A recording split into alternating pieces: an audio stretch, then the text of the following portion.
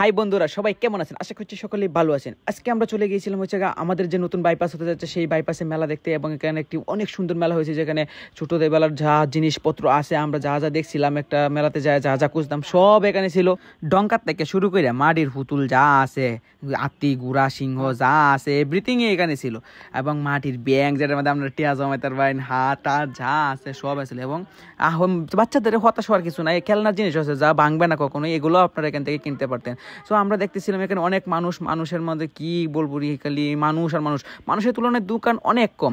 আমরা এই 5-6টা দোকান মাত্র ছিল এখানে, যে খাবার দাবার একটা চটপটির দোকান ছিল, ও অনেক বিজনেস করছে। সো আমরা আবার হাঁটতেছি, আমি জয় এদিকে হাঁটতে হাঁটতে দেখি যদি কোনো পরিচিত মানুষ পাই কিনা, ভাইরাল তো মোটামুটি হয়েছি, এই জন্য পরিচিত মানুষ খুঁজতেছিলাম, দেখি আশেপাশে পাই। এবং এই যে হঠাৎ করে সামনে পড়ে গেল মাইয়াগোর জিনিস, আয় ভাই এখানে এসে তো সব মাইয়া ক্রাশ খাইতেছে, এখান থেকে তো কেউ যাইতেছে না। সো আমরা তো ছেলে মানুষ, এগুলো দেখে আপনি আমরা আমাদের গন্তব্যে যাইতেছি।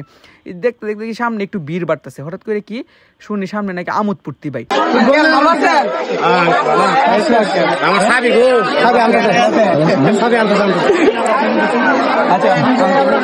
গেলাম বালা মন্দ যে খেলাম, আমার কই আমার চাবি কই, আমি কি জানি আপনার চাবি কই, আপনার চাবি আনলে কই হালাই দিচ্ছি না আপনি ভিডিও করার সময়, আমি তো জানিলে। যাই হোক, উনি একটা মজার মানুষ, উনি অনেক ভালো মানুষ এবং ভালো মনের মানুষ, আমাদের এই নেত্রকোনার গর্ব উনি।